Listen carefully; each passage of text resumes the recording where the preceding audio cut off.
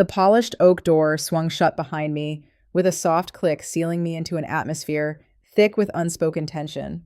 The moment my eyes landed on the figure seated opposite my commanding officer's desk, a jolt of sheer disbelief shot through me. It was him, the old man from the diner, the one I'd helped 2 weeks prior. But there he sat, not in faded civilian clothes, but in an impeccably tailored Marine Corps dress uniform adorned with a dazzling array of ribbons and unmistakably 4 silver stars glinting on each shoulder.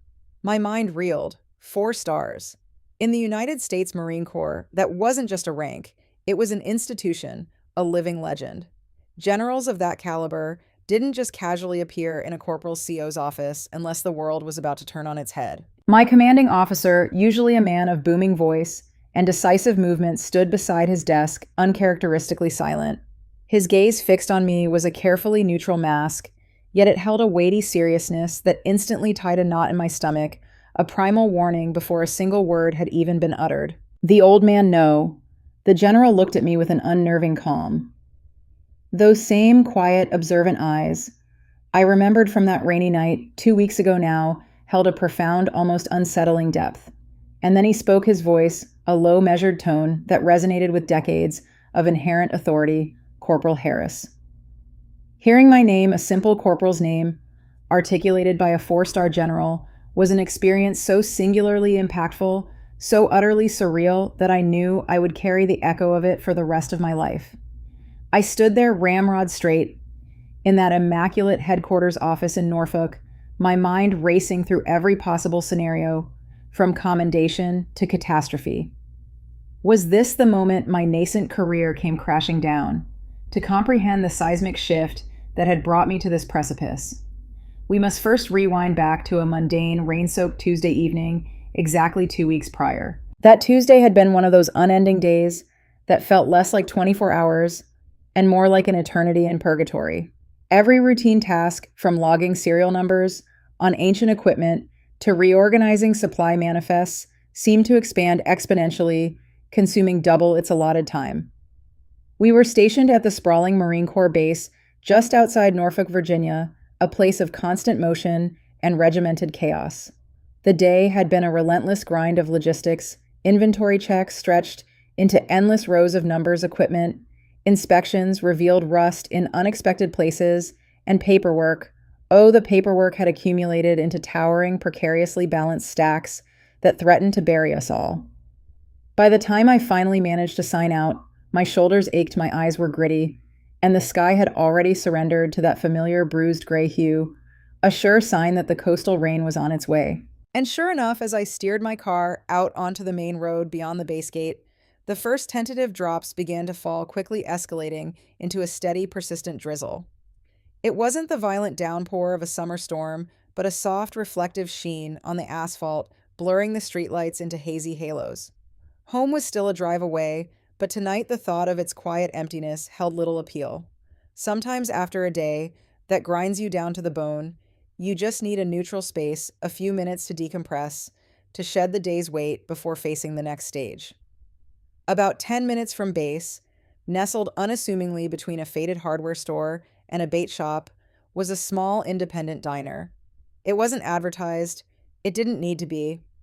It was a well-known secret, a quiet refuge for service members seeking a taste of normalcy. Nothing about it was fancy by any stretch of the imagination. The place had been there for decades, long before I ever dreamed of joining the Corps. Its neon sign, a faded relic advertising grill and coffee, flickered rhythmically, a comforting, slightly broken beacon in the rain. Inside, the air was a rich, timeless blend of sizzling bacon grease and robust industrial-strength coffee, the kind strong enough to jolt the dead back to life. The booths, upholstered in cracked blood-red vinyl, had a notorious habit of clinging to your uniform if you sat too long, but despite its imperfections, the diner exuded a profound sense of familiarity, a worn-in comfort that felt like a balm to the soul. I pulled into the small gravel parking lot, nestling my car between a couple of mud-splattered pickup trucks and an ancient sedan that looked like it had survived several wars of its own. Stepping inside, the familiar aromas enveloped me. There were only about half a dozen patrons scattered around the room, an older couple, quietly sharing a slice of pie in a corner booth. a solitary truck driver engrossed in a newspaper at the counter, and two animated sailors across from him, embroiled in a heated debate about football. I found an empty booth near the window, the glass already streaked with rain, and slid in ordering a black coffee from Linda. She was the veteran waitress of the place, having worked there for so many years that she recognized at least half the Marines who passed through her doors. "Long day, Corporal," she asked, her voice kind, as she poured my steaming mug. "Aren't they all, Linda?" I replied, the weariness evident in my own voice. She offered a small, knowing smile, the kind that acknowledges a shared truth heard 1,000 times over. As I sat there savoring the warmth of the ceramic mug in my hands, letting the steam rise and blur my vision slightly, I noticed an older man standing at the register, fumbling with something. He wore a faded olive green baseball cap, the kind often seen around Norfolk, emblazoned with Vietnam veteran. Its brim softened, and almost translucent from years of wear, spoke of countless sunrises and sunsets. Even though his shoulders were now stooped with age, there was a quiet dignity in his posture, a residual echo of a lifetime, spent standing straight perhaps from another uniform, another era. Linda was speaking to him in hushed tones, her usual cheerful demeanor tempered with concern. At first, I paid little heed, my mind still replaying the day's endless paperwork. But then a specific phrase cut through the ambient diner hum, pulling my attention sharply. "Sir, I'm so sorry. It looks like the card didn't go through." The old man froze, not in anger nor in outright embarrassment, but with a palpable stillness, like a deer caught in headlights processing a sudden, unexpected public inconvenience. He reached into his worn jacket, retrieving the card again, scrutinizing it as if the numbers might have magically rearranged themselves since his last inspection. Linda, her brow furrowed, swiped it once more. The little receipt printer on the counter whirred to life with a brief hopeful buzz, then fell silent. She shook her head, a sigh escaping her lips. "I'm really sorry, sir." The diner had grown perceptibly quieter, the background chatter fading as if on cue. Though no one overtly stared, a subtle shift in attention rippled through the room. You could feel it, the collective awareness of a man in an awkward predicament. The old man let out a slow, almost imperceptible breath. "Well," he said, his voice remarkably calm, despite the situation, "I suppose these things happen." He reached for his wallet again, a gesture of resignation. From my booth, I could clearly see its contents, a few folded bills, clearly insufficient to cover his meal. That moment, that brief, agonizing pause, was all it took. An instinct, a familiar pull of camaraderie surged through me. Without a second thought, I rose from my booth, walked purposefully to the counter, and pulled out my own military ID and debit card. "Put it on mine, Linda," I instructed, my voice firm but quiet. The old man turned his gaze, meeting mine, a flicker of surprise in his calm eyes. "You don't have to do that, young lady," he said, a hint of protest in his tone. "It's fine, sir," I insisted, handing my card to Linda. She quickly processed the transaction, preempting any potential argument. The old man studied me for a long second. Up close, I could see the intricate tapestry of lines etched onto his face, each one a testament to decades of sun wind and profound experience. "You a Marine?" he finally asked, his voice low. "Yes, sir," I replied, snapping to a slightly more formal posture. He nodded slowly, a profound understanding dawning in his eyes. "Well, thank you," he said, his words carrying the quiet weight of someone who had learned the value of choosing them carefully over a lifetime. "Didn't make a big deal out of it, sir," I said, a slight shrug. "Just returning the favor." He tilted his head slightly, a faint curiosity in his gaze. "Favor," he echoed softly. "Veterans look out for each other." I clarified the simple truth of it hanging in the air. He considered my words for a moment, then a small, genuine smile touched his lips, not wide but deep enough to show he truly understood. "Well," he said, his voice softening, "I appreciate it, Marine." I nodded a silent acknowledgement, then paid the bill and gathered my coffee, opting for it to go. I was already halfway to the door, the rain a gentle drumbeat against the glass, when his voice stopped me again. "Marine?"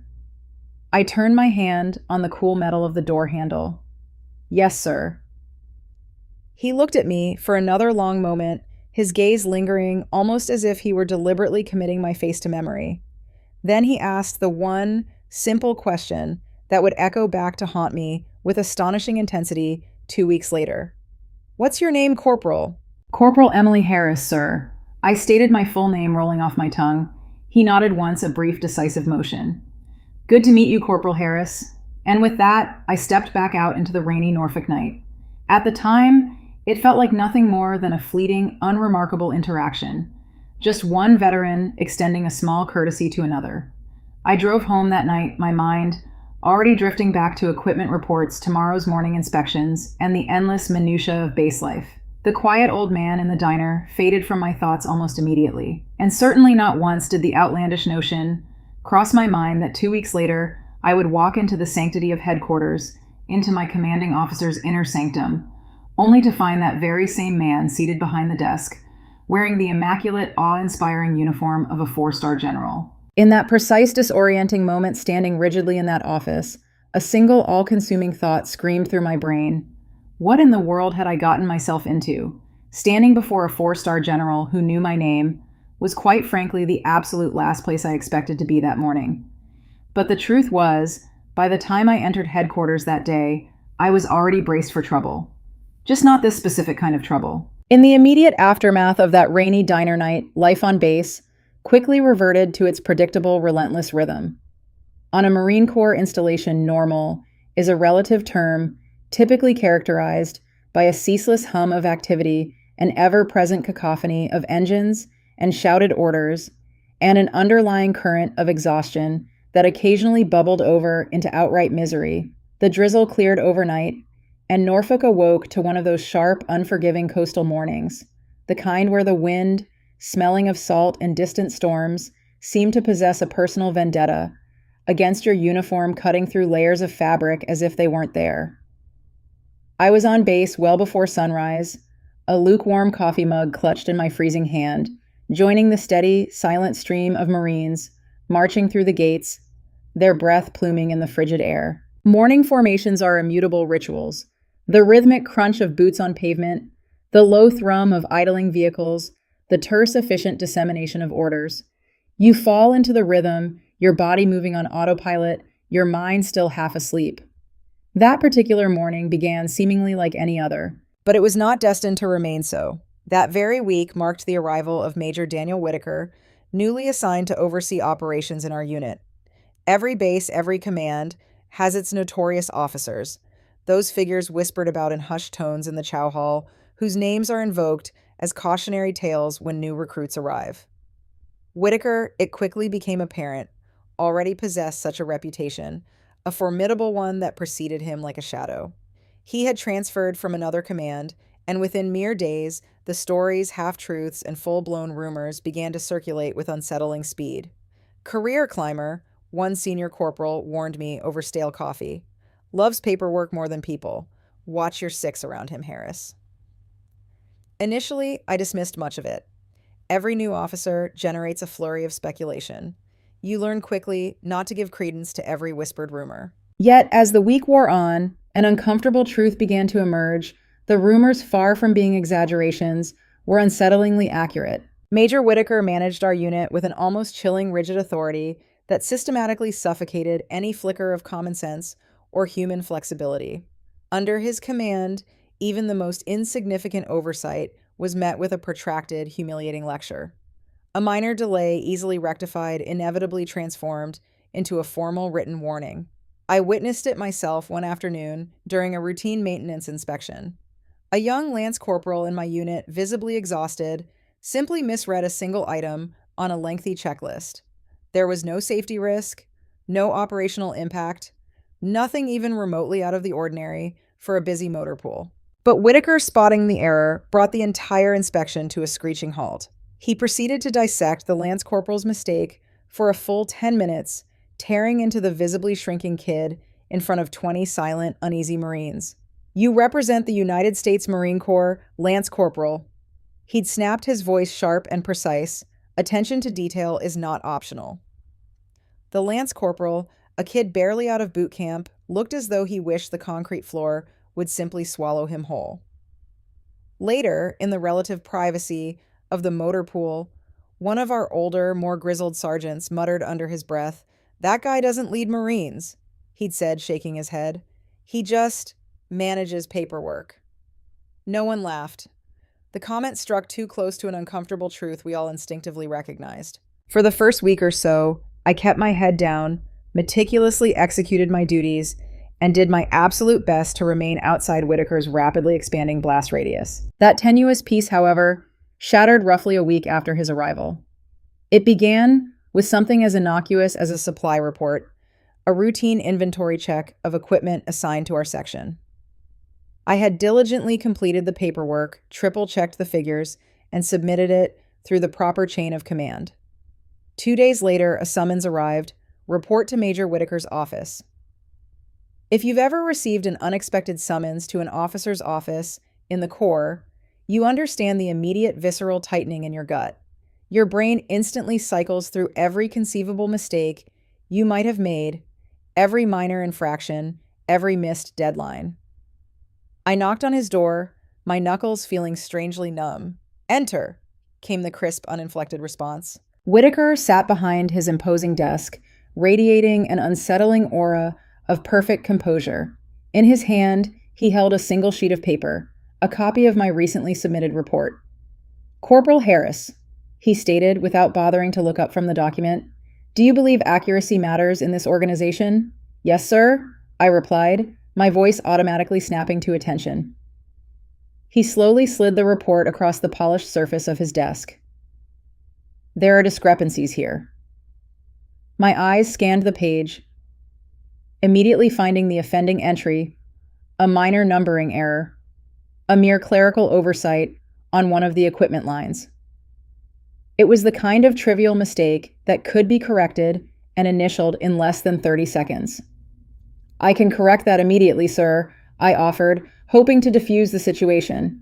Whitaker leaned back in his chair, a faint, almost imperceptible smile playing on his lips. "That's not the point, Corporal."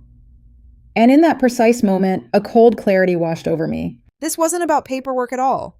This was about absolute control. He proceeded to dissect my minor error for the next 15 minutes, meticulously explaining how even the slightest miscalculation reflected poorly on unit discipline, on my leadership, on the very integrity of the Marine Corps. His tone remained disturbingly calm, utterly devoid of anger, which somehow made the entire experience infinitely worse. It was a calculated clinical dissection of a non-issue. Finally, the words that I had subconsciously dreaded, the ones that sent a chill down my spine, were uttered. "I'll be placing a note in your service record for this small inventory typo." I walked out of his office, feeling utterly deflated, a stark realization settling in. I had just stepped squarely onto Major Whitaker's radar, and I had a terrible feeling I wouldn't be leaving it anytime soon. Over the next few days, that feeling proved to be disturbingly prescient. Things began to subtly but steadily worsen. Suddenly, I found myself scheduled for extra unsolicited inspections. Additional reports, seemingly conjured from thin air, appeared on my desk with alarming frequency, far more often than on anyone else's. Nothing was dramatic enough to warrant a formal complaint. No single incident egregious enough to escalate, but it was a relentless, insidious drip, drip, drip, enough to wear even the most resilient Marine down to a frazzled, anxious state.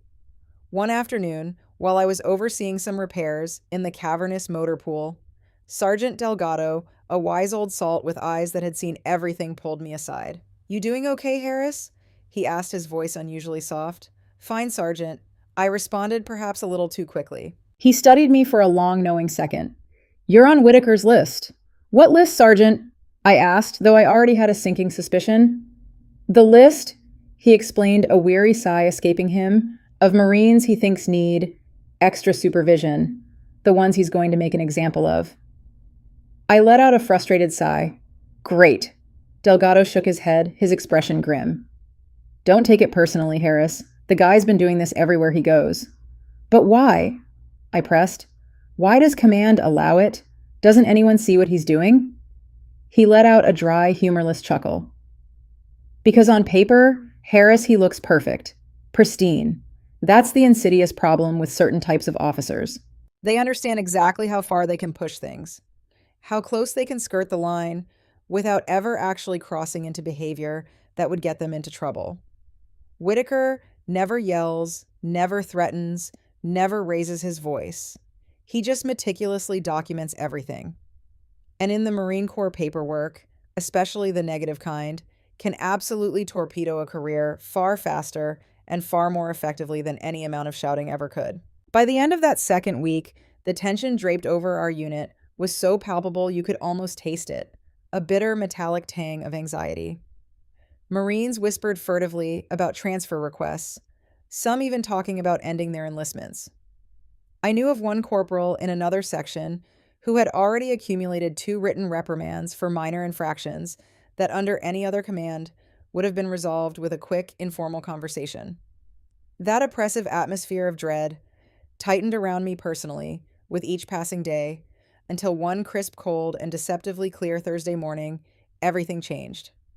I had just completed my pre-dawn morning checks, my breath still steaming in the air, when Sergeant Delgado approached me. His expression was carefully neutral, but his eyes held a specific, unsettling quality. I recognized instantly. A mix of sympathy and grim premonition. "Harris," he said quietly, his voice barely above a whisper. "Yes, Sergeant," I responded, my stomach already beginning to clench. "Headquarters just called." My gut tightened into a painful knot. That phrase, "ordered to report," always carried a formidable weight in the Corps. It wasn't an invitation, it was a directive. It meant someone significantly higher up the chain of command demanded your immediate presence, and almost never for pleasant reasons. "Did they say, 'Why, Sergeant?'"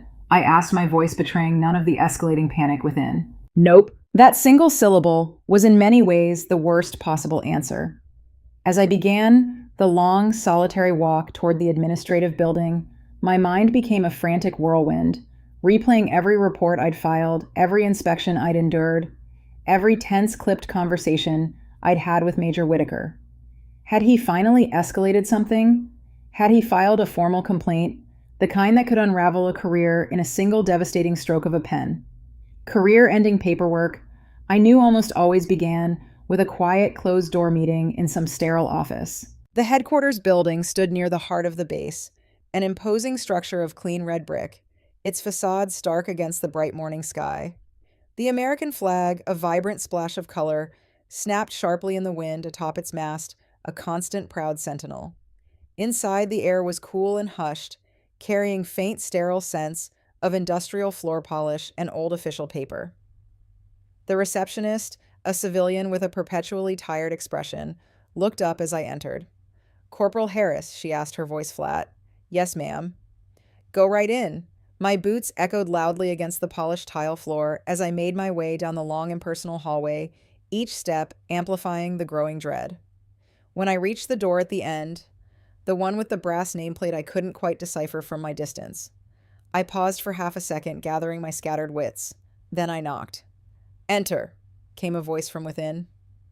I took a deep breath, mentally bracing myself, and stepped inside. And there he was. My commanding officer stood stiffly beside his desk, his gaze already fixed on me.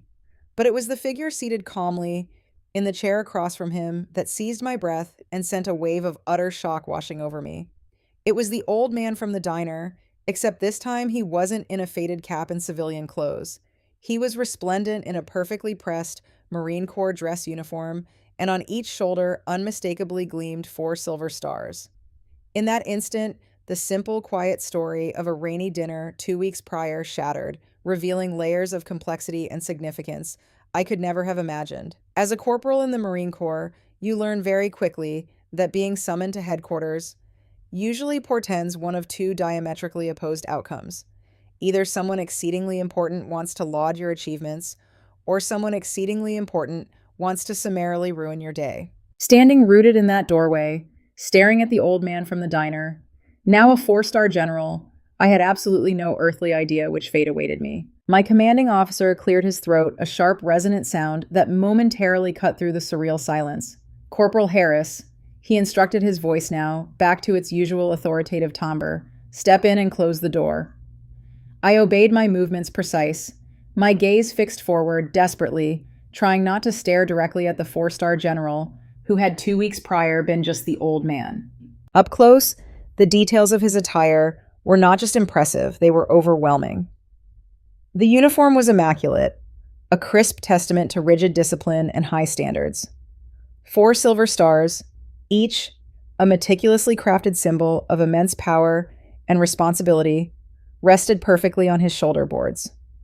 His chest was a tapestry of ribbons, rows upon rows of awards, campaign medals, and decorations that spoke of a lifetime of service, sacrifice, and combat. Even before a name was uttered, there was no room for doubt. This was no mere general.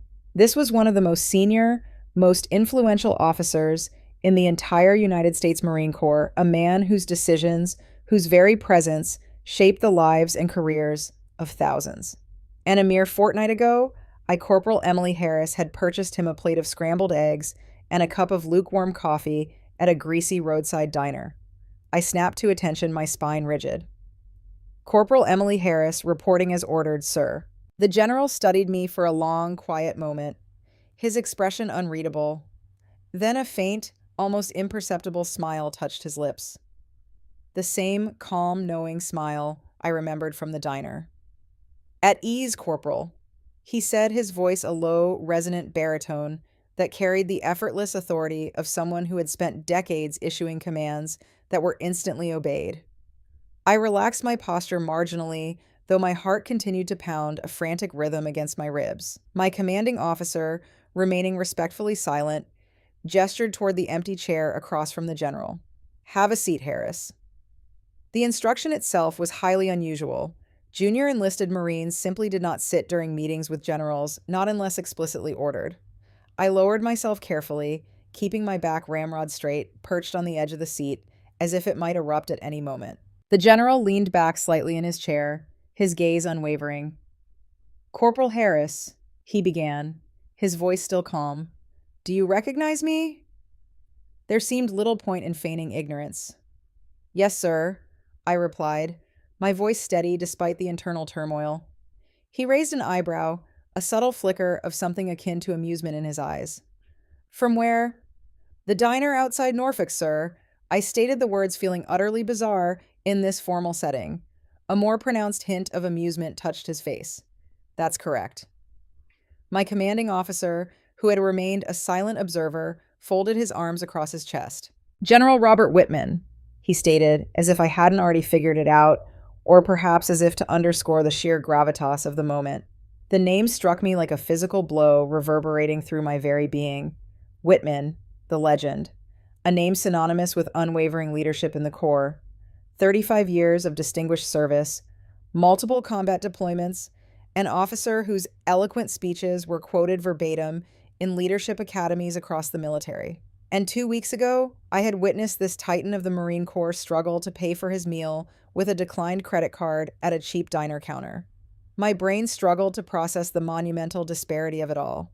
Before I could fully compose myself, he spoke again. You left rather quickly that night, Corporal. Yes, sir, I replied, still reeling. Why? The question caught me completely off guard. I offered a slight, almost involuntary shrug. It didn't seem like a big deal, sir. The general tilted his head, his expression now one of genuine, quiet curiosity. Buying a stranger dinner isn't a big deal to you, Corporal. No, sir. He leaned forward slightly, his gaze piercing. Why not? I took a slow, deliberate breath, choosing my words carefully, conveying the unspoken code of our shared brotherhood. Because he was a veteran, sir. The general's eyes remained fixed on mine, absorbing my response. And that was enough. Yes, sir. My commanding officer shifted subtly beside his desk, his eyes following the exchange, a silent witness. The general nodded slowly, a profound understanding in his gaze. That's interesting, Corporal. He reached down and retrieved a slim tan folder from the corner of the desk. I travel to various bases several times a year, he explained calmly, his voice measured. Sometimes officially, sometimes quietly. He tapped the folder lightly, the sound soft in the hushed room. I prefer to see how things operate when people don't know who I am, how Marines behave when they believe no one important is watching. A chilling realization began to settle over me, clarifying the fog of disbelief. The diner hadn't been an accident, a mere coincidence. It had been an observation, a deliberate, calculated assessment. You were evaluating the base, sir. I asked carefully, the words barely a whisper. In a manner of speaking, he confirmed, then opened the folder. Inside were several printed documents, personnel reports, unit evaluations, and then I saw it stark and undeniably clear. My name. My stomach tightened, a cold dread coiling within me. Corporal Harris, he continued, his voice steady. Are you familiar with Major Daniel Whitaker? Yes, sir. I confirmed, my voice a little tighter than I would have liked. My commanding officer let out a slow, almost imperceptible breath, his gaze now fixed on me. The general watched my reaction closely, searching for something in my expression. How would you describe your interactions with him? The question hung heavy in the air, weighted with immense significance. In the Marine Corps, you simply do not casually criticize a superior officer, especially not to a four-star general. But Whitman's expression wasn't hostile. It was patient, almost inviting, like someone genuinely seeking an honest, unvarnished answer. I chose my words with extreme caution. Professional, sir? The general offered a slight knowing smile. That's a very diplomatic response, Corporal. My commanding officer finally spoke, his voice low and firm. Harris, this is an internal matter. Speak freely. I hesitated for a fraction of a second, then decided to be entirely candid. Sir Major Whitaker has been extremely strict with administrative discipline. Whitman nodded, his expression unchanging. Yes, I've read the reports. He slid one of the papers across the desk toward me. It was unmistakably the disciplinary note Whitaker had placed in my service record for that inconsequential inventory typo. The general looked at it for a long moment, his eyes scanning the bureaucratic jargon. Then he asked a simple yet profound question. Do you believe this report accurately reflects your performance, Corporal? I swallowed hard, the answer immediate and unwavering. No, sir. Whitman leaned back in his chair, again a quiet certainty in his posture. That's what I suspected. A thick silence descended upon the room, broken only by the faint hum of the air conditioning. Outside the office window, I could see Marines going about their daily routines, oblivious, their lives continuing, as if nothing out of the ordinary was unfolding within these walls. Inside, the atmosphere was charged, poised on the brink of something significant. Finally, the general closed the folder with a soft thud. Corporal Harris, he said, his voice calm, yet resonating with purpose. You're here today for two primary reasons. I waited, my heart thrumming in my chest. First, he continued, his gaze softening almost imperceptibly. I wanted to thank you for your kindness at the diner. I blinked, surprised by the directness. Sir, you helped someone who appeared to be an elderly veteran having a difficult moment. Yes, sir. And you did so quietly, without seeking any recognition or reward. That seemed like the right thing to do, sir. Whitman nodded again, a look of approval in his eyes. That tells me a great deal about your character, Corporal. Then his tone shifted subtly, but distinctly hardening, just enough to hint at a deeper purpose. But that is not the only reason you are here. My heart rate ratcheted up another notch. The general turned his eyes, meeting my commanding officers. Has Major Whitaker arrived? Any minute now, General, my CO replied, his voice equally devoid of emotion. Whitman folded his hands on the desk, his gaze now fixed on the door. Good. A sudden, unexpected chill ran down my spine because the expression on the general's face had changed. It was still calm, still perfectly controlled, but now beneath the surface, there was something else, an unyielding resolve, a quiet determination that spoke of impending consequence. And suddenly, I had an overwhelming, undeniable feeling that this meeting had very, very little to do with a simple diner bill. Just then, a sharp knock sounded on the door. My commanding officer called out, "Enter." The door opened, and Major Daniel Whitaker, impeccably uniformed and radiating his usual rigid confidence, stepped inside. The moment his eyes registered the four-star general, his entire demeanor stiffened instantly, his confident posture collapsing into rigid disbelief. "Sir," Whitaker stammered, his voice losing its usual crispness. "I wasn't aware." General Whitman didn't raise his voice, didn't even shift in his seat. He simply looked at the major, his gaze unwavering.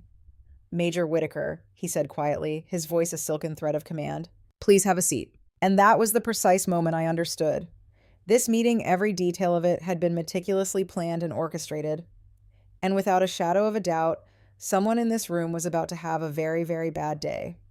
Major Whitaker didn't sit down immediately. For a moment, he remained frozen in the doorway, his eyes darting between the general, my commanding officer, and then briefly to me, a mere corporal sitting composedly at the same table as three senior officers. The unshakable confidence he habitually carried around the base had evaporated almost instantly under the intense scrutiny of the general's gaze. Sir, Whitaker finally managed snapping to a belated rigid attention. I wasn't aware you were visiting today. General Whitman offered no immediate response. He simply watched the major for a few silent seconds, the way a seasoned predator might observe its prey, or perhaps the way a senior Marine assesses a complex situation before making his move. Major, he finally said, his voice calm and deliberate, please close the door. Whitaker, clearly unnerved, complied, his movements stiff. Then he slowly took the empty seat at the table. I saw his eyes flick toward me again, a profound confusion clouding his features. Why was I here? Why was he here? And why in God's name did the general seem to be running this entire highly unusual conversation? Whitman, his hands now folded placidly on the desk, began again. Major Whitaker, how long have you been assigned to this base? 3 weeks, sir, Whitaker replied, his voice still a little shaky. And prior to that, Camp Pendleton, sir.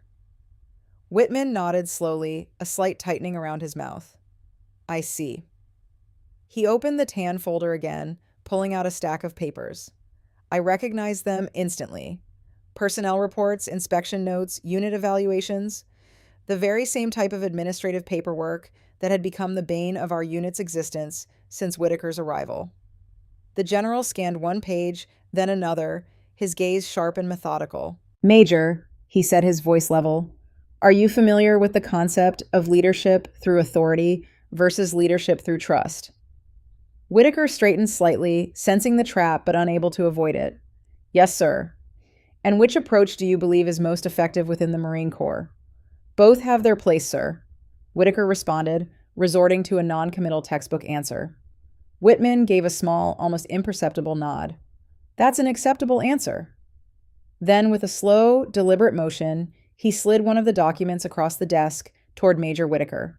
Whitaker picked it up, his eyes widening almost imperceptibly. I recognized the report immediately, the disciplinary note Whitaker had meticulously placed in my file for the supply report typo. Whitman watched him read it, his expression unblinking. Do you recall filing this report, Major? Yes, sir. Explain the situation, if you please. Whitaker, regaining some of his composure, launched into his practiced explanation. There was a documentation discrepancy in a logistics report, sir. I believed corrective action was necessary to maintain unit standards. The general leaned back slightly, his fingers tapping a soft, rhythmic beat on the tabletop. Corrective action. You felt it was necessary. Major. Yes, sir. Whitman paused, his eyes narrowing slightly. Did you speak with Corporal Harris directly before filing this report? Whitaker hesitated, his gaze flicking uncomfortably towards me. No, sir. Did you confirm whether this alleged discrepancy had any actual impact on operational readiness? No, sir. Whitman nodded again, a slow, deliberate movement that somehow amplified the silence in the room. Interesting. My commanding officer had not uttered a single word since Whitaker entered, but I could feel his intense focus, observing every minute detail of the unfolding drama. Whitman turned another page in the folder. Major Whitaker.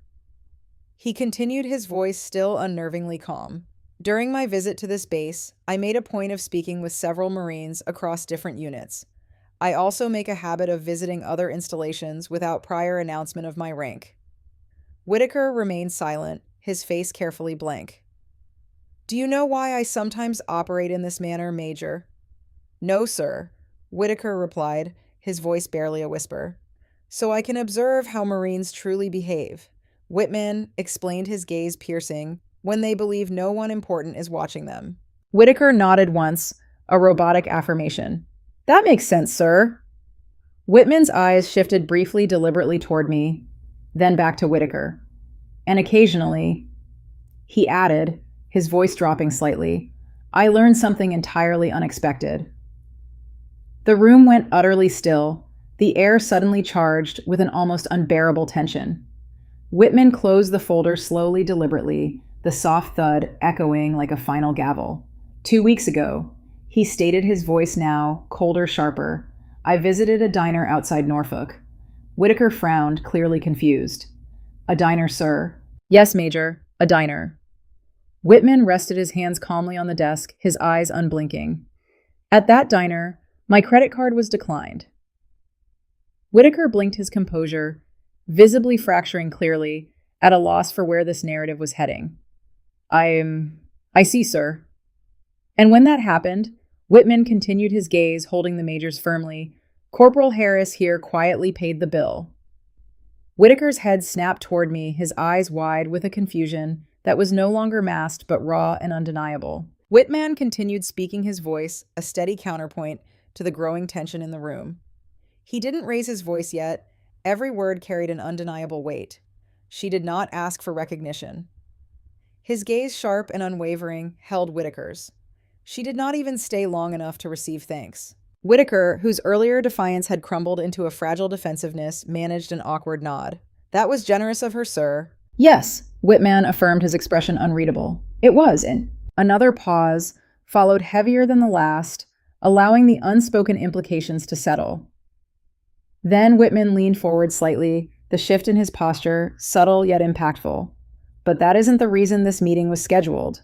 Whitaker's posture, which had been rigid, seemed to tighten further, a visible tremor of apprehension. Whitman opened the folder again, its rustle a sudden sound in the quiet room. Inside, several additional documents lay neatly stacked. He slid them across the polished desk toward Whitaker, their edges catching the fluorescent light. During my visit, the general stated, his voice still calm, I also reviewed personnel reports from this command. Whitaker, with a sense of dread, now palpable, picked up the pages. As his eyes scanned the lines of text, his expression began to change slowly, subtly, like a landscape shifting under a creeping fog. The confidence he normally carried, a self-assured air that seemed an inherent part of his uniform, began to drain away, replaced by a quiet disquiet. Whitman continued his narrative, unfolding with the precision of a trained investigator. Major Whitaker, I have here a series of administrative actions you've taken against junior Marines during your first 3 weeks on this base. Whitaker cleared his throat, a dry, almost imperceptible sound. Yes, sir. Whitman tapped the folder, his finger resting lightly on the tab. 6 disciplinary reports. Yes, sir. 4 additional written warnings. Whitaker shifted in his chair, the leather groaning softly in protest. He attempted a defense. A familiar justification. Corrective leadership, sir. Whitman's voice, devoid of judgment or emotion, remained perfectly calm. Is that what you call it? Whitaker nodded cautiously, his gaze flicking between the general and the reports in his hands. Yes, sir. Whitman leaned back again, his posture relaxed, yet radiating an authoritative presence. And yet, he said quietly, allowing his words to hang in the air, speaking with the Marines in your unit, I noticed a pattern. Whitaker offered no response, his silence a stark admission of his growing unease. Morale is dropping. The room stayed silent, the truth of the statement resonating in the quiet. Marines describe feeling targeted rather than guided. Whitaker made a visible effort to maintain his composure, his jaw tightening almost imperceptibly. With respect, sir, discipline sometimes feels uncomfortable. Whitman nodded slowly, acknowledging the point. That's true. Then he delivered a statement that made the air in the room feel perceptibly colder, like a sudden drop in temperature. But discipline must be fair. He tapped one of the pages again, the sound sharp and definitive. In several of these reports, the alleged mistakes were administrative errors that could have been corrected with a conversation. Whitaker said nothing, his previous justifications now seeming hollow. Whitman continued, his voice a relentless stream of quiet observation. Instead, you documented them formally. Yes, sir. Why? Whitaker hesitated, searching for the right words. Accountability, sir. Whitman studied him carefully, his eyes piercing. Then he asked the question that changed everything. A rhetorical bomb dropped into the tense silence. Major Whitaker, did you ever consider that leadership might involve protecting the Marines under your command rather than documenting their mistakes? Whitaker opened his mouth, then closed it, the words catching in his throat. The general folded his hands again, his gaze fixed on Whitaker. "I've spent 35 years in the Marine Corps," Whitman said calmly, his voice a deep, steady rumble. "I've commanded units in combat zones and training bases alike." He paused for a moment, allowing the weight of his experience to settle. "And in that time, I've learned something important." The room was silent enough that I could hear the faint, almost imperceptible hum of the air conditioning vent overhead. Whitman's voice remained steady, unwavering. "You can measure leadership in many ways." He looked directly at Whitaker, his eyes holding the major's. "But one of the clearest indicators is how your Marines feel when you walk into the room." Whitaker's face had grown noticeably pale, the color draining from his features, leaving him looking almost ashen. Whitman closed the folder, the soft click echoing in the suddenly heavy silence. "Major Whitaker," he said, his voice now imbued with an undeniable finality, "we're going to discuss your leadership style in detail." He nodded toward my commanding officer, Colonel Reeves, who had been a silent, stoic observer throughout. "And we're going to do it right now." Whitaker swallowed a visible movement in his throat, because at that moment it became clear to everyone in the room, myself included. This meeting, which had begun under the guise of an evaluation, was not an evaluation at all. It was an investigation. And the quiet kindness shown in a diner 2 weeks earlier had simply opened the door for the truth to come out, ushering in an accountability that was long overdue. Major Whitaker had always carried himself with the calm, almost arrogant confidence of a man who believed the system worked exclusively in his favor. He moved with an air of untouchable authority, his decisions seemingly above reproach. But sitting across from General Whitman that morning, that carefully constructed confidence was fading fast, dissolving like mist in the morning sun. The room felt smaller somehow, the walls pressing in. The physical dimensions hadn't changed, of course, but the sheer weight of the conversation, the undeniable shift in power dynamics, made everything tighter, quieter, more suffocating. Whitman closed the folder in front of him and rested both hands flat on the desk, a gesture of quiet control. "Major Whitaker," he said evenly, his voice like tempered steel, "leadership in the Marine Corps requires judgment." Whitaker nodded stiffly, a movement that seemed to take considerable effort. "Yes, sir." "And judgment," Whitman continued, allowing his gaze to sweep across Whitaker's face, "requires understanding the difference between discipline and intimidation." Whitaker shifted slightly in his chair, a barely perceptible squirm. "With respect, sir, my intention has always been to maintain standards." Whitman studied him for a long moment, allowing the silence to stretch to test the major's resolve. "Standards are important," the general finally said, his tone softening only slightly. "No Marine would argue otherwise." He leaned back slightly, his eyes still fixed on Whitaker. "But leadership is not a paperwork contest." Whitaker's jaw tightened, a muscle clenching visibly beneath his skin. Across the room, my commanding officer, Colonel Reeves, remained silent, a statue of professional detachment. Though I could see from the slight furrow in his brow and the almost imperceptible tightening of his lips that none of this surprised him. He had likely witnessed these patterns before. Whitman opened the folder again, its contents seemingly inexhaustible. Inside were several additional documents I hadn't seen before, crisp and new. "During my visit," he said calmly, his voice flat and deliberate, "I requested feedback from Marines in this unit." Whitaker looked confused. What infused, genuinely perplexed. "Feedback, sir." "Yes." Whitman slid several papers across the desk, their movement a soft rustle. Anonymous statements. Whitaker picked them up slowly, as if they might burn his fingers. I could see the tension in his shoulders, rigid and unyielding as he began reading. The statements weren't long, just a few succinct paragraphs each, but the message they conveyed was clear, stinging, and utterly damning. Marines described unnecessary disciplinary reports. Minor mistakes escalated into formal warnings. A leadership style focused more on documentation than mentorship, a punitive rather than a guiding hand. Whitman let the silence stretch, allowing the full impact of the anonymous testimonials to sink in while Whitaker read. After a minute, which felt like an eternity, the major set the papers down, his movements slow and deliberate. "Sir," he said carefully, his voice a strained whisper, "Marines sometimes misunderstand strict leadership." Whitman nodded slightly, acknowledging the possibility, but offering no absolution. "That's possible." Then his finger tapped another page in the folder, a stark, accusing sound. This is the fourth report you filed this month against junior Marines for clerical errors. Whitaker didn't respond, his previous defense now rendered moot. Whitman continued, his voice a steady, inexorable flow. Do you believe Marines develop confidence when every small mistake becomes official paperwork? Whitaker hesitated, searching for another defense, any justification. Sir, discipline must be maintained. Whitman's voice remarkably stayed calm, almost gentle. Yes. Then he leaned forward slightly, his eyes holding Whitaker's. But discipline is not the same thing as fear. The words settled into the room, heavy and irrefutable, like an unseen weight pressing down on everything. Whitman turned his attention briefly toward me, his gaze softening slightly. Corporal Harris? Yes, sir. Before this report was filed, had you received any counseling regarding the supply discrepancy? No, sir. Whitman nodded, a slow, deliberate movement. Then he looked back at Whitaker, his expression once again unreadable, though laden with the gravitas of his experience. In 35 years of service, the general said quietly, his voice carrying the resonance of a hard-won truth, I've learned something about leadership. Whitaker waited rigid and expectant. The strongest units are not the ones where Marines fear their officers.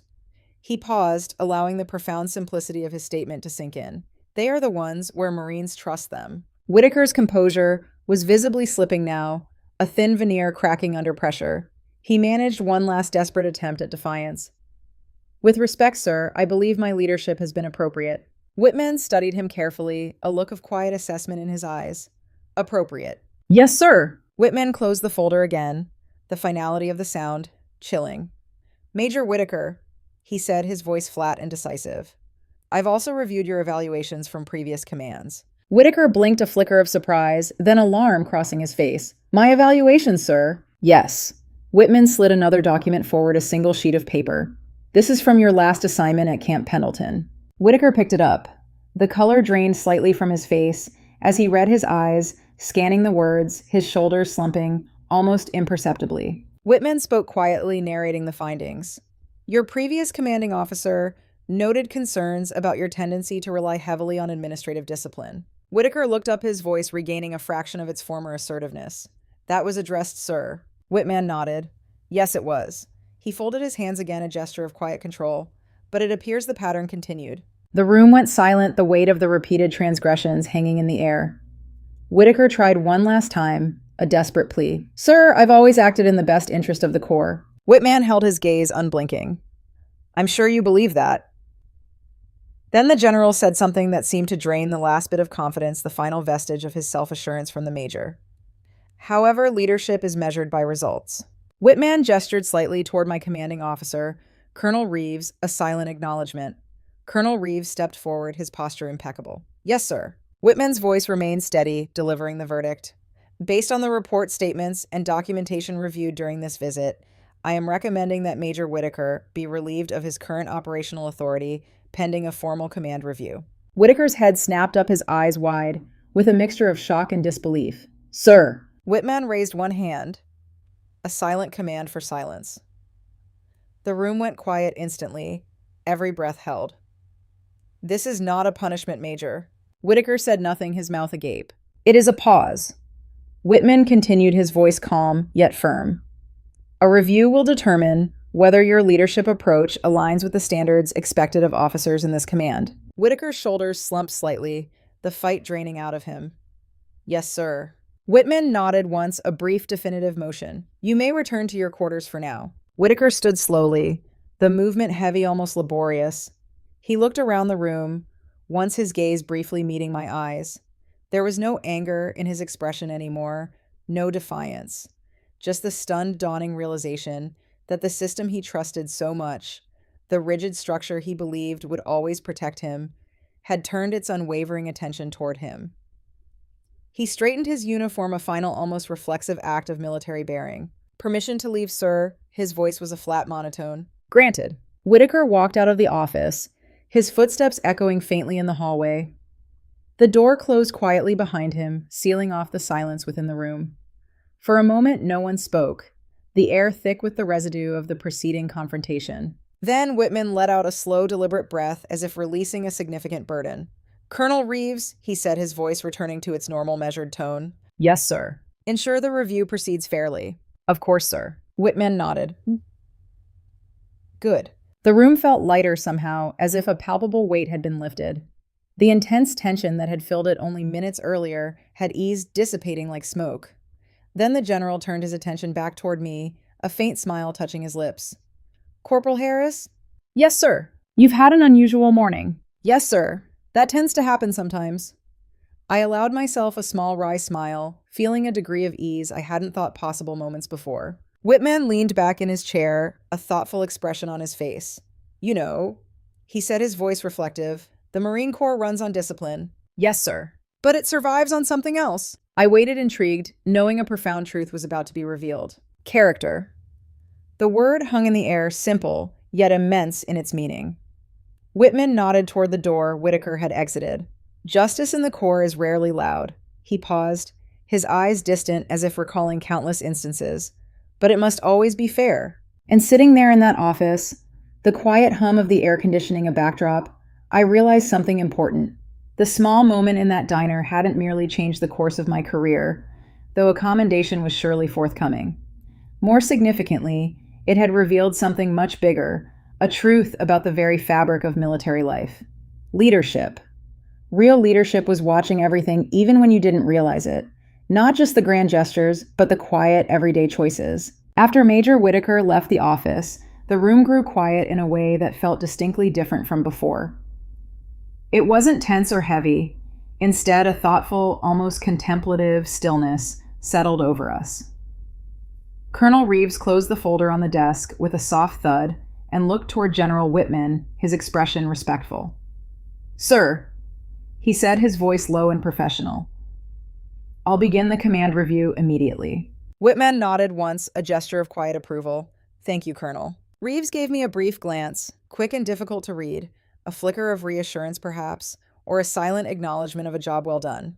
Then he stepped out of the office, the door closing softly behind him as he went to make the necessary calls to set the wheels of military process in motion. Now it was just the general and me.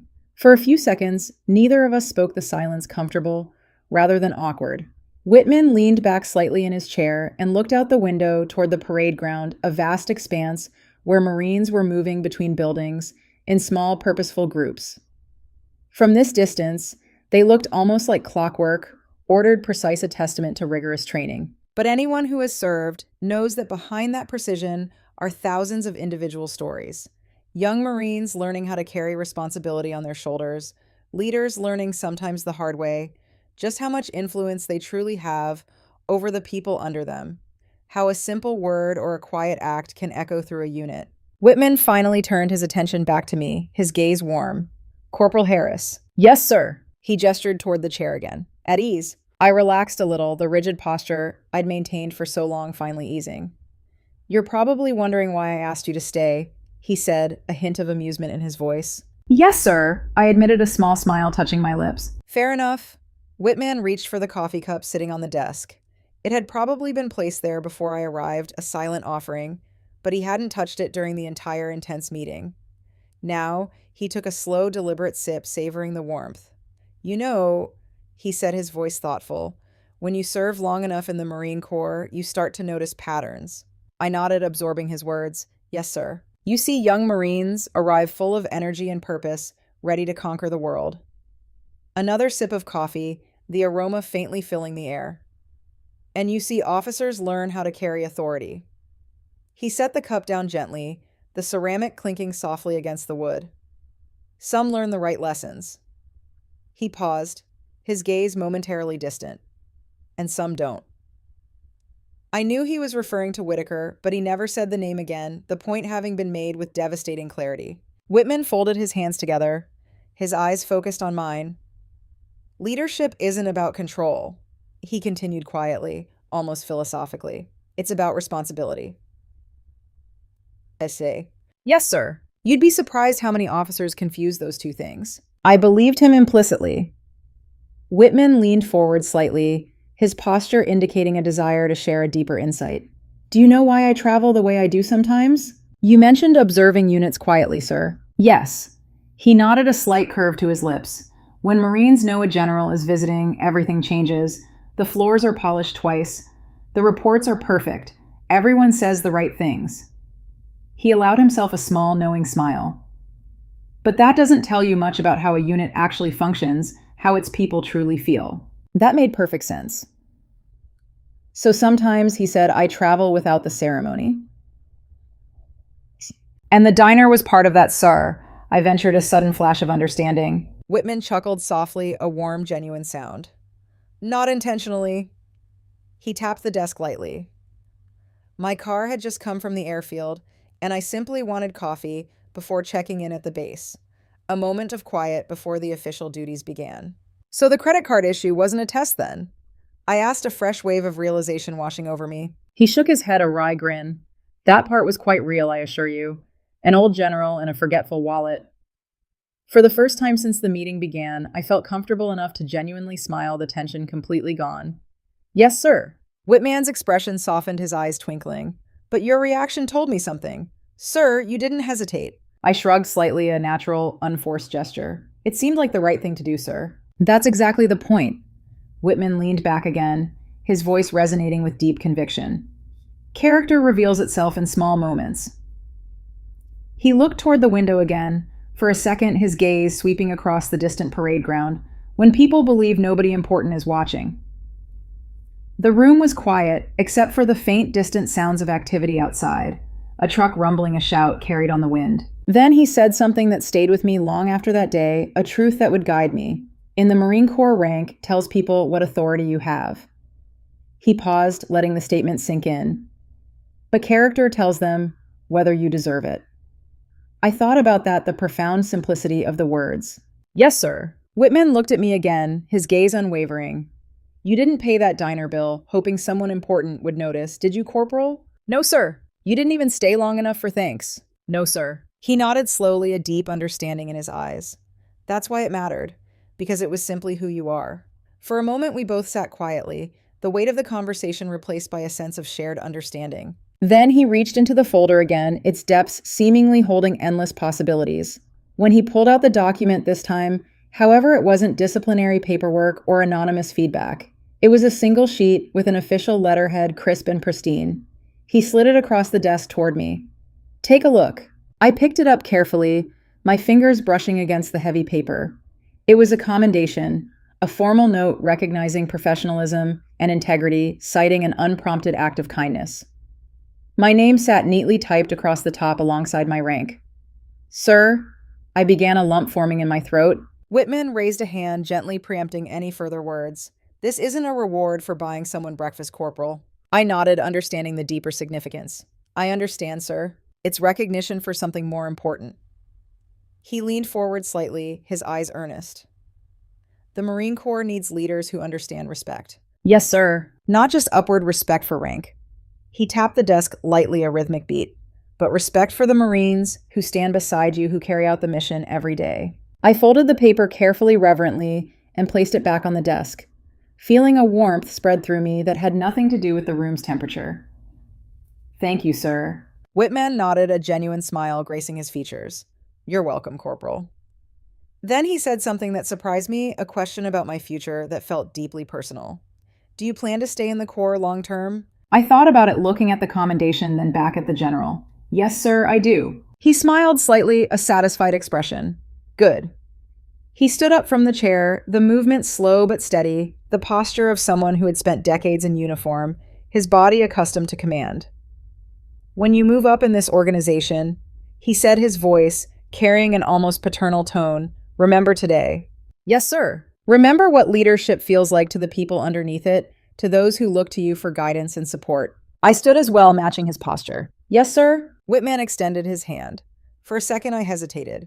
It isn't every day a 4-star general offers to shake a corporal's hand, a symbol of immense rank, reaching across the vast chasm of military hierarchy.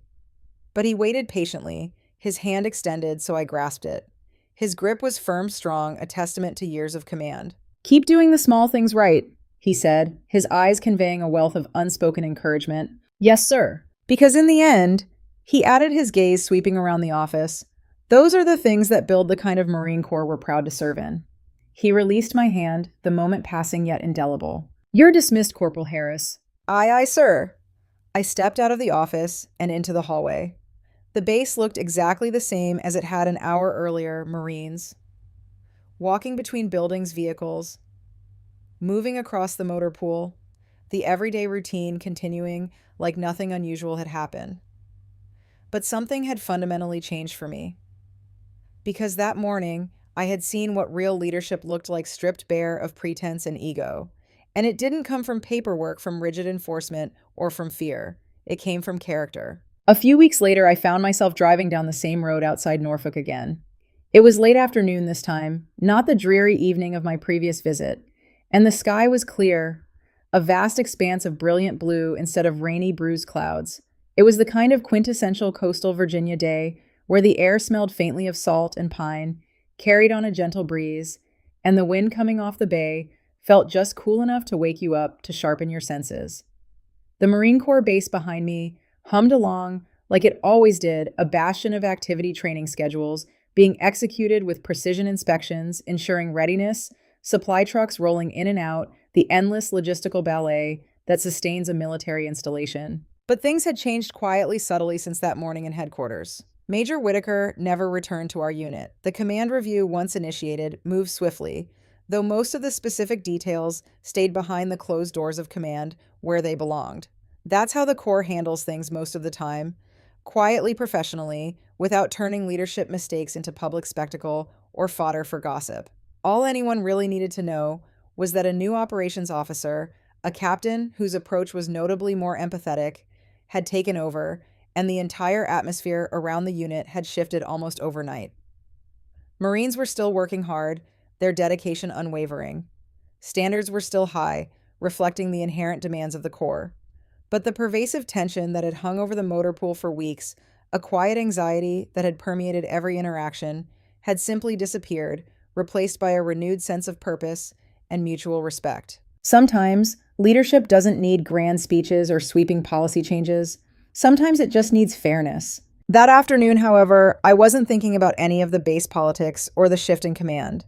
My mind drifted instead to the simple pleasures of coffee and the vivid image of a small diner with cracked red booths, their vinyl worn smooth by years of patrons, and a flickering neon sign out front that always seemed to promise warmth. So on a whim, I turned into the same parking lot where I had stopped 2 weeks before everything changed. The place looked exactly the same, a comforting constant in a world of flux. A couple of beat-up pickup trucks were parked out front, their paint faded by sun and salt, and a delivery van sat crookedly near the side entrance, its back door slightly ajar.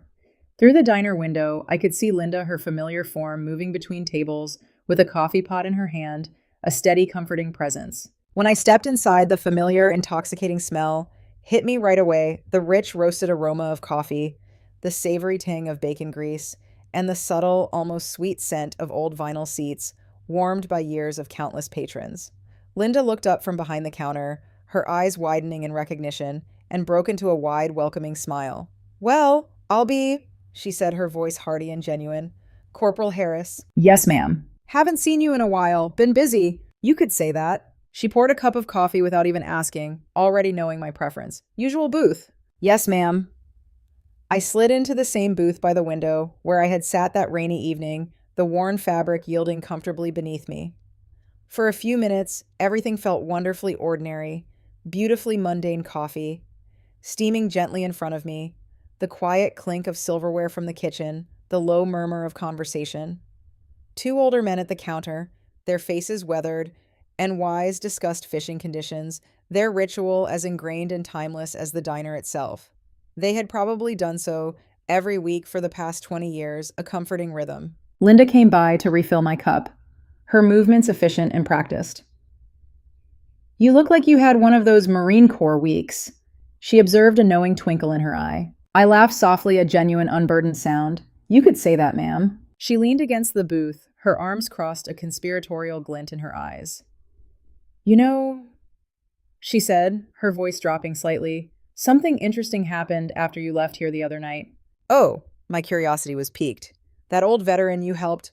"Yes, ma'am. Well, he came back the very next morning." I raised an eyebrow, surprised. "He did?" Sat right there at the counter. She pointed toward a stool near the register and ordered the exact same breakfast. 2 eggs over easy bacon and a side of grits. "What happened?" I asked, leaning forward slightly. Linda smiled, a slow, knowing grin. "Well, first he asked about you." About me. She wiped her hands on a towel, her gaze direct. Wanted to know your name again. Asked how often Marines stop in here if you were a regular. I nodded, a private smile forming.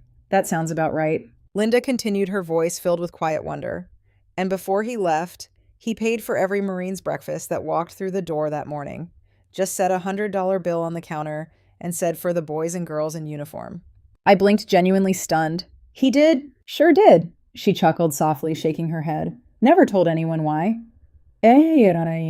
Just left. That sounded exactly like something General Whitman would do. Quiet, simple, respectful, a profound act of gratitude, almost an echo of my own small gesture. Linda tilted her head slightly, her eyes sharp. You know who he was, don't you? Yes, ma'am. Well, she said with a grin, I figured it out later when the news mentioned a general visiting the base. Big story.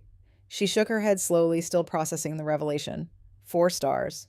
Yes, ma'am. Linda laughed softly, a genuine appreciative sound. And here I thought he was just another old Marine passing through. In a way, I said, looking down at the coffee in my hands, its surface reflecting the diner's warm lights. He was. She patted the table, a comforting gesture. Well, whatever you did that night, Corporal, it must have meant something to him. I looked down at the coffee, swirling the dark liquid gently. I think it did, ma'am. I think it meant a great deal. Linda headed back toward the counter, her responsibilities calling, leaving me alone with my thoughts. Outside the window, cars rolled past on the highway, their tires humming on the asphalt, life moving along the same way it always had. I sat there for a while, savoring the coffee, thinking about the strange, interconnected chain of events that had started in this little diner.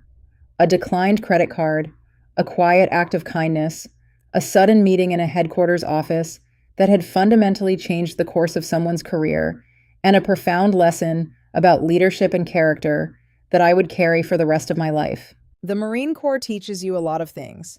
How to work hard, how to endure discomfort, how to rely on the people beside you when the stakes are highest.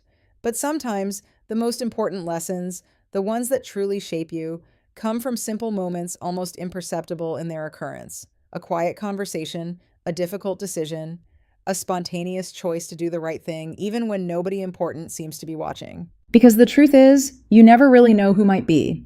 That's something General Whitman understood very well, a wisdom honed over decades of service, and something I would remember long after my time in uniform was finished, long after the echoes of this day faded into memory. So if you're listening to this story and something about it reminds you of a moment in your own life, a time when you had the chance to help someone quietly, without recognition, simply because it was the right thing to do, I hope you hold on to that memory.